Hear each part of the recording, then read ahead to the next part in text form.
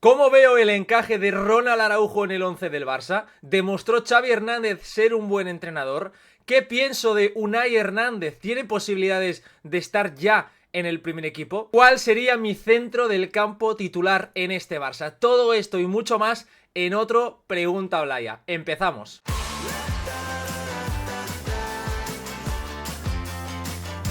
¿Qué tal y bienvenidos a un nuevo vídeo? Como ya sabéis, hacía mucho que no lo hacía. Cada ciertos viernes voy a ir haciendo aquí en el canal la sección de preguntas y respuestas, el Pregunta Blaya, en el que vosotros sois los protagonistas y con vuestras preguntas a través tanto del espacio aquí en YouTube de comunidad como también en mi cuenta de X podéis lanzarme las preguntas que queráis. No solo tienen que ser del Barça, de fútbol, pueden ser más variadas. De hecho, en este vídeo voy a contestar alguna pregunta que no tiene que ver específicamente con el fútbol, así que os animo a hacer lo que os venga en gana. Soy aquí un poco vuestro juguete en este espacio y la verdad que normalmente soléis hacer bastantes buenas preguntas. Hoy he escogido algunas preguntas aprovechando estas semanas de parón de clubes para intentar hablar de algunos temas del Barça, porque creo que merece bastante la pena, además de ahondar en otras cuestiones. Así que vamos a empezar sin más dilación, porque tengo muchas ganas de responder vuestras preguntas y empezamos con la primera pregunta. La primera pregunta es sobre Ronald Araujo. Me preguntan cómo veo el encaje del central uruguayo en este Barça, que parece ser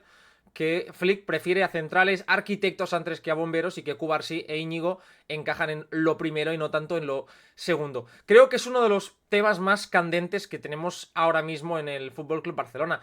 Primero porque yo sigo confiando muchísimo en Ronald Araujo, eso que vaya por delante. Me parece un central muy bueno, me parece un jugador con muy buenas condiciones a nivel defensivo, además de un líder. Creo que ya ha demostrado Ronald Araujo que es capaz de liderar, que la importancia que él tiene para el vestuario, la capacidad que él tiene para competir, para ser un jugador muy competitivo en distintos escenarios, pero creo que es una pregunta pertinente porque el nivel de Pau Cubarsí y de Íñigo como pareja, porque siempre os digo lo mismo, los centrales no se tienen que pensar tanto individualmente, es decir, no es tanto Pau Cubarsí barra Íñigo Martínez, sino Pau Cubarsí e Íñigo Martínez, ¿no? Como un todo, esos dos jugadores. Y la verdad es que están funcionando a las mil maravillas. Son dos futbolistas que funcionan muy bien juntos, que están interpretando bien los espacios, el timing para lanzar el fuera de juego. Ambos tienen la capacidad para jugar tanto en corto, para filtrar, para superar líneas de presión, como para buscar esos envíos un poco más profundos.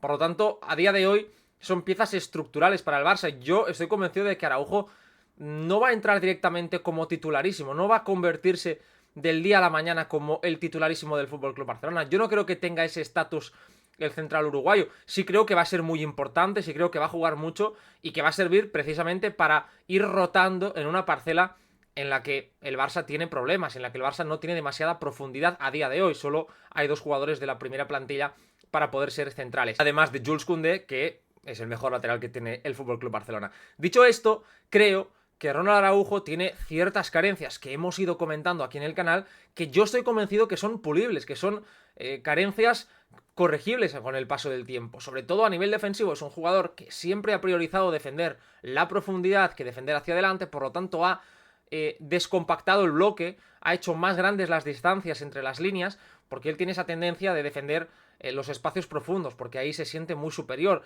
y creo que eso es algo a trabajar, que tiene Ronald Araujo, que con 25 años pues tiene que empezar a entender este tipo de situaciones defensivas, y yo confío que con Flick, con una estructura que está buscando de forma muy interesante lo que significa defender hacia adelante, lo puede hacer y lo puede aprender. Yo confío en el poder del uruguayo para ir mejorando, para ir dando pasos hacia adelante. Luego la salida de balón, es verdad que creo que honestamente Hansi Flick tiene que trabajar para que Araujo no se note tanto, para elevar el nivel del uruguayo hacia ciertos niveles medios. Es decir, nadie va a pensar que Araujo se va a convertir en un centralazo con balón. Yo creo que el Barça no tiene que aspirar a ello, y tampoco el propio Araujo, pero sí en convertirse en un jugador aseado que pueda ser una opción más o menos interesante para determinados partidos, y que evidentemente eso no minimice la circulación, la fluidez del FC Barcelona. De ahí que para mí sea tan importante contar con el perfil de Pau Cubarsí. Yo creo que Araujo, por lo tanto, va a ser importantísimo. Creo que, sobre todo viniendo de una lesión tan larga, no me espero que cuando regrese noviembre, diciembre, veremos cuándo lo hace, vaya a ser titularísimo desde el día 1. No lo imagino, pero sí creo que va a ir entrando poco a poco, y que sobre todo ya en el tramo decisivo de la temporada será, para mí, jugador titular del Barça. Pregunta muy interesante la que me hacen, que es si demostró Xavi ser un buen entrenador y por qué. El caso de Xavi es extraño, es un caso que no se puede extrapolar a otros entrenadores, porque Al final, con Xavi lo que sucede, y yo eso lo escribí en un texto hace mucho tiempo, antes de que Xavi entrenase en el Barça. Al final, Xavi, para el aficionado del Barça, para el propio club, significaba una idea en mayúsculas. Xavi significaba recuperar parte de un pasado perdido, parte de una vieja gloria, parte de una forma de narrar el fútbol que el Barça había olvidado y que había, por lo tanto, desterrado un poco de su memoria, ¿no? Porque todo el mundo pensaba en Xavi como no solo el jugador dominante, aquel cerebro que gobernaba los partidos, sino también como ya empezábamos a detectar que era un futbolista entrenador, ¿no? Porque él cuando hablaba siempre tenía ese tono casi de entrenador, cuando él ya era futbolista, ¿no?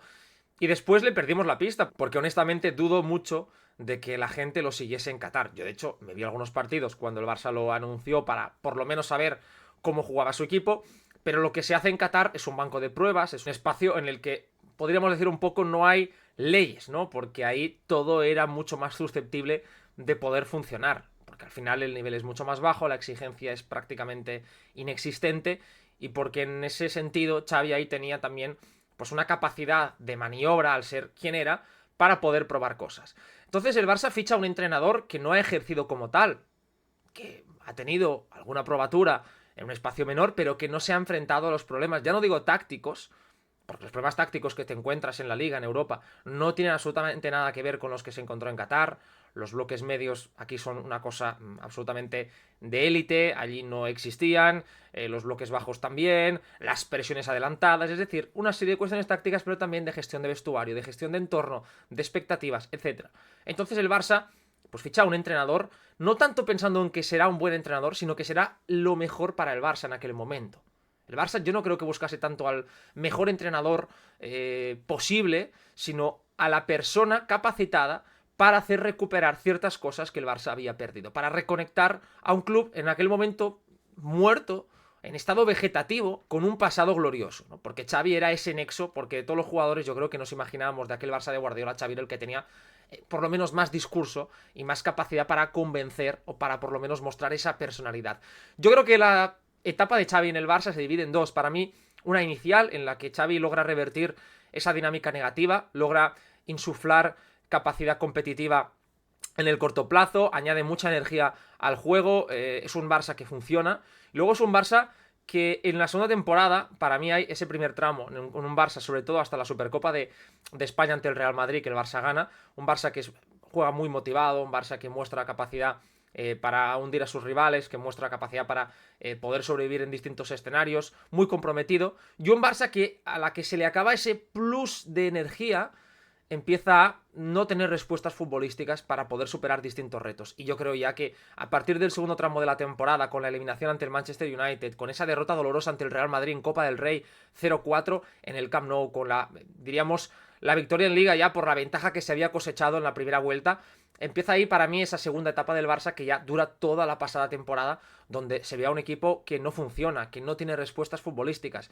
Y un Xavi, honestamente, yo lo vi superado, también sobre todo a nivel futbolístico, pero también a nivel de gestión en ruedas de prensa y todo lo que tiene que ver con el entorno Barça. Para mí, Xavi, creo que se le tiene que dar el mérito que merece a su primer año, sobre todo. Ese primer año para mí es muy positivo. Y ejerció de desfibrilador. En una situación crítica, Xavi sirvió para recuperar el pulso al equipo, pero luego no fue capaz de darle ese paso más allá, de poder construir algo más. Y eso creo que es lógico porque Xavi no tenía experiencia como entrenador. Y no todas las leyendas de un club van a ser un Zinedine Zidane en el Real Madrid, que llegó sin experiencia como entrenador y fue capaz de ganar Champions y Ligas. Eso es un caso aislado. Lo normal es que necesites un proceso de adaptación, como le sucedió, por ejemplo, a Andrea Pirlo en la Juventus, que tampoco funcionó, o un Frank Lampard, que tampoco lo hizo en el Chelsea. Es muy difícil muchas veces el peso que lleva una leyenda encima, el hecho de ser capaz de poder estar o poder cumplir las expectativas. Por lo tanto, yo creo que Xavi todavía nos tiene que demostrar qué entrenador es. No lo sabemos y voy a estar atento a ver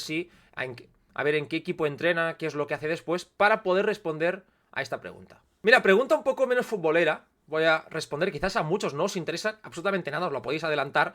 Me preguntan cuál es mi rutina por la mañana. Aparte de analizar, de ver cosas de fútbol, qué es lo que hago, me preguntan si me ducho. Bueno, si me ducho, estaría bien saberlo. Si desayuno, si no, si hago deporte, etc. Os tengo que decir la verdad, soy autónomo, supongo que ya lo sabéis, por lo tanto, un poco me organizo mi horario. Normalmente intento por las mañanas, a eso de las 8 y pico, levantarme.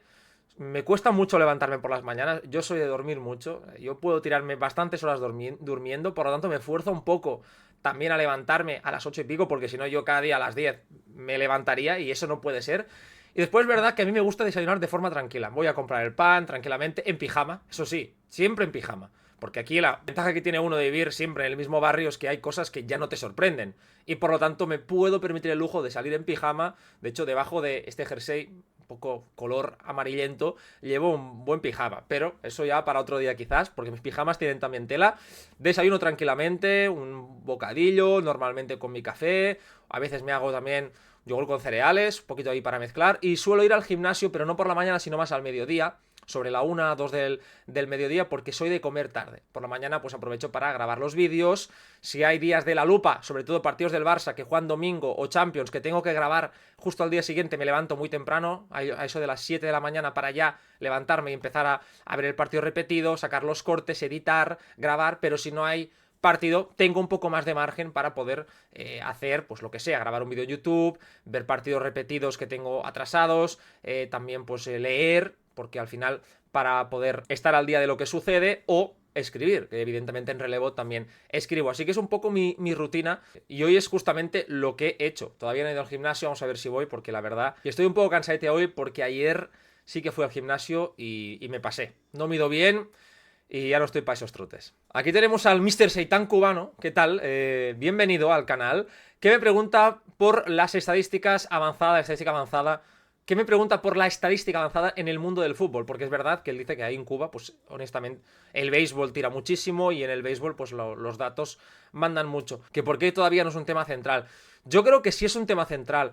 Otra cosa es que en el debate público, a nivel periodístico, a nivel más del aficionado, no lo sea. Pero a nivel de clubes ya te digo yo que sí, es un tema central, el de la estadística avanzada, el de los datos.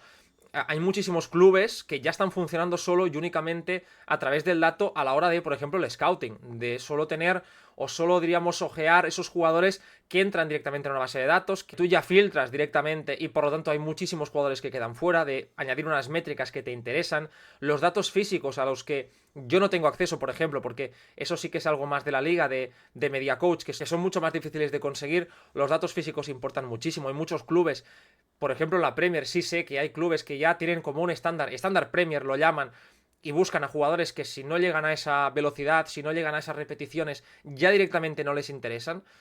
Y eso hace también que luego, por lo tanto, el fútbol vaya sufriendo ese proceso, ¿no?, de darwinización, en el que directamente se van descartando a jugadores, a ciertos perfiles, y el fútbol va evolucionando precisamente porque los propios clubes lo están eligiendo así.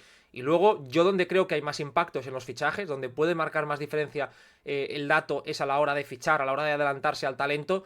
Y ahora yo creo que donde quizás está más el siguiente paso es en la táctica, en el día a día, en los partidos, en la lectura previa y postpartido. Ahí es donde yo creo que se puede meter más mano, y tenemos que estar atentos, porque honestamente a mí es un mundo que me apasiona y espero que os lo pueda ir trasladando, porque me encantaría poder hacer entrevistas también aquí en el canal para acercaros todo este mundo que a mí me interesa muchísimo. Pregunta sobre Unai Hernández. ¿Ves a Unai Hernández con opciones en el primer equipo? La verdad que Unai, yo ya sabéis que es un jugador que a mí me gusta mucho, porque es un futbolista que lleva tiempo siendo de lo más consistente y de lo que tiene más nivel en el filial azulgrana. Al final, Unai Hernández el año pasado fue de lo más importante, junto a jugadores como Marc Barnal, que ya ha estado en dinámica de primer equipo, Pau Víctor o Marc Casado, que son a todos efectos jugadores de la primera plantilla, y es el único, diríamos, que no ha gozado de esa oportunidad. Este año, además, si le sumas que el Barça, el filial del Barça, ya sin Rafa Márquez, es un equipo todavía más joven, es un equipo todavía más inexperto, pues se nota, yo creo, un pelín más la importancia, la relevancia de Unai Hernández en ese esquema, ¿no? Un jugador que al final, yo creo que para Hansi Flick podría ser muy interesante, porque puede ocupar esa posición de falso extremo que estamos viendo más en Rafinha, puede ser ese tercer jugador en el centro del campo que ha hecho o Pablo Torre o Dani Olmo. Para mí es un futbolista que tiene capacidad de giro, tiene muy buen disparo desde media a larga distancia, buen último pase, es muy agresivo, y yo honestamente pienso que Unai Hernández, la categoría de Primera Federación, se le queda muy pequeña, y yo le veo preparado. Otra cosa es que el Barça le pueda dar o no la oportunidad. Veremos si afronta o no la renovación de Unai, cómo la afronta, qué es lo que puede hacer con este jugador, porque para mí tendría que merecer esta oportunidad en el primer equipo, y creo que le podría dar bastante al Barça, sobre todo a nivel más de rotación. Me preguntan qué nota le pondría Deco como director deportivo y dónde veo o hacia dónde va ese proyecto en 2-3 años, el del Fútbol Club Barcelona. Yo creo que Deco, de momento, creo que lo está haciendo francamente bien. Quizás la única nota para mí negativa, y que honestamente es grande, es la de Vitor Roque. Porque al final con Vitor Roque la sensación es que nos hemos perdido muchas cosas, que no se ha tenido la paciencia que se tenía que tener, que se ha quizás reaccionado al no fichaje de Hendrik. El Barça sabemos que al final el jugador a por el que iba era Hendrik, de hecho lo habló el propio Xavi Hernández en una rueda de prensa, el Barça lo fue a ver y al final Hendrik pues eligió el Real Madrid y yo noté como que el Barça, Vitor Roque me parecía una muy buena incorporación, pero visto en perspectiva, si no se ha tenido la paciencia es porque quizás fue un calentón, de decir, vamos a fichar pues al otro gran delantero brasileño, joven, lo traemos, pero ostras, luego no nos encaja y ¿qué hacemos con él? No tenemos paciencia, lo cedemos al Betis, ¿no? Ese para mí es la gran mancha de la gestión de Deco, pero creo que se están haciendo las cosas bien, creo que está habiendo un cambio importante, el Barça está explorando nuevos mercados, se está viendo sobre todo en el filial, están llegando jugadores africanos, se está intentando explorar sobre todo mercados como Mali, que son jugadores en los que con potencial se vio en el Mundial Sub-17 el año pasado, y creo que el Barça ahí tiene que meterse. El Barça quiere meterse también más de lleno en el mercado norteamericano, que está en auge, jugadores jóvenes, sobre todo cada vez, además, aprovechando que hay más mezclas, como es el de Pedro Soma, que es de padre brasileño, madre norteamericana, y por lo tanto tienen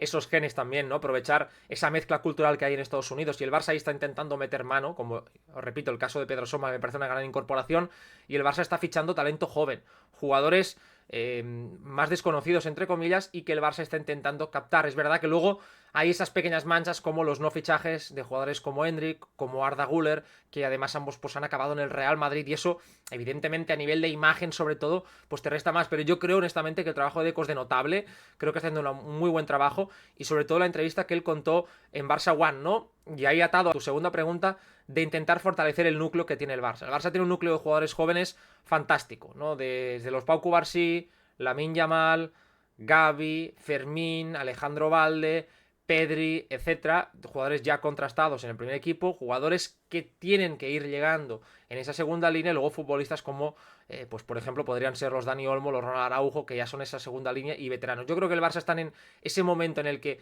será mejor equipo para mí dentro de 2-3 años que ahora, porque esos chavales jóvenes serán mucho mejores futbolistas en 3 años de lo que son ahora, por lo tanto creo que el Barça está en el buen camino y lo que falta es ir complementando, ir añadiendo piezas de valor a la plantilla, acertando, eso es muy importante, el Barça no se puede permitir el gran lujo de ir fallando en esas operaciones y sobre todo pensando pues en el futuro 9, ir pensando en el futuro portero, ir añadiendo esas piezas de valor que complementen lo que tú no tienes, pero con una base que es sólida, que es de calidad y que va a ir siendo mejor con cada año que pase. Esta pregunta me gusta, me dicen: donem l'opció de repescar un migcampista format a la Masia. Qui esculls? Nico González, Riqui Puig, Illas Moriba, Xavi Simons. ¿Por qué Xavi Simons? ¿Y quién triaría Hansi Flick? Pues mira, yo te diría que el que mejor pintaba hace unos años era Illas y ahora mismo es el que peor pinta tiene.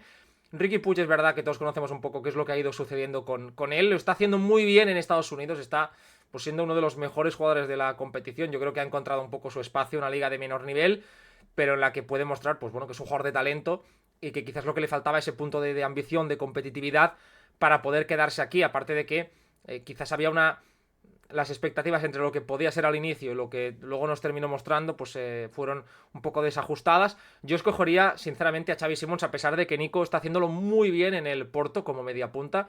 Creo que Xavi Simons es un jugador fantástico para jugar en 3/4 de campo, capacidad de giro, gol, último pase, muy competitivo, un jugador que ha ido creciendo muchísimo en distintos contextos. En el PSG, en la Youth League estuvo impresionante, luego en el primer equipo tuvo minutos, se fue a Holanda y fue de lo mejor, de lo más destacado, y ya en el Leipzig, pues el año pasado estuvo a un nivel altísimo, y este año vuelve a ser ya sin Dani Olmo, además, una de las referencias absolutas. Así que yo creo que tanto yo como Hansi nos quedaríamos con Xavi Simons. Vamos con la última doble pregunta de este canal. Me preguntan si jo veig al mig del camp Pedri, Olmo, Gavi, que hi ha molta gent que no el veu. ¿Qué penso? A ver, honestamente yo lo veo. Yo creo que es un centro del campo compatible, que es un centro del campo con capacidad para poder ser muy bueno, precisamente porque yo tengo fe y confianza en que Gavi pueda terminar siendo un jugador muy importante en ese primer escalón del juego. Tenemos que ir viendo sobre todo cómo evoluciona el propio Gavi, qué es lo que le pide Hansi Flick, cómo vuelve de la lesión. Vamos a necesitar tener mucha paciencia, pero las dudas son si Gavi puede ser ese jugador que esté solo o que haga las funciones de un medio centro, que temple un poco su fútbol. Yo creo que Gavi al final lo que le queda es ir puliendo esa hiperactividad, ir puliendo esa aceleración para templar un poco las pulsaciones, para entender mejor el juego, para poder relajar un poco la toma de decisiones y a partir de ahí que su talento natural, que es inmenso, que es impresionante, pueda emerger con más facilidad y pueda servir, ¿no?, de conexión con el resto de jugadores. Pero ese Pedri Olmo, yo me lo imagino, y de hecho ya estaba funcionando a las mil maravillas. Además, Pedri creo que es el mejor jugador para ese segundo escalón, Dani Olmo creo que es el mejor para el tercero. Nos faltaría ocupar ese primero en el que veíamos a un gran Marc Bernal, ¿no?, que estaba a muy buen nivel. Pero honestamente, a mí para muchos partidos un Pedri, Gavi, Olmo me encaja a la perfección. Y la siguiente pregunta es: a on em veig jo d'aquí uns anys? Cos tècnic, comunicació, futbol base, etc. Pues yo me veo comunicando. Otra cosa es dónde me lleve la vida, dónde me lleve pues lo que estoy haciendo. Pero a mí lo que más me gusta, lo que más disfruto es comunicar en todos los formatos. Sobre todo escribir es lo que más me apasiona.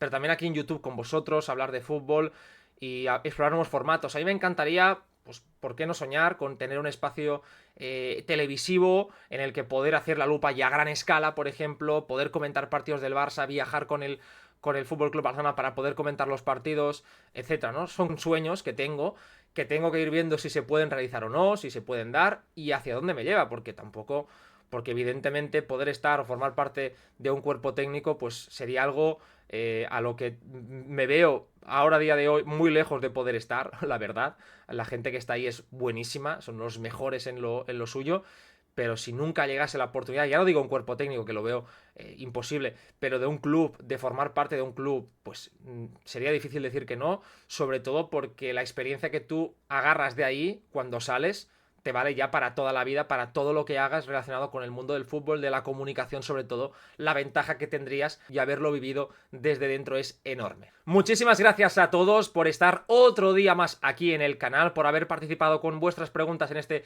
Pregunta Blaya. Ya nos veremos el próximo lunes, porque os tengo que decir que la próxima semana tengo pensado algún contenido que seguro que os va a gustar.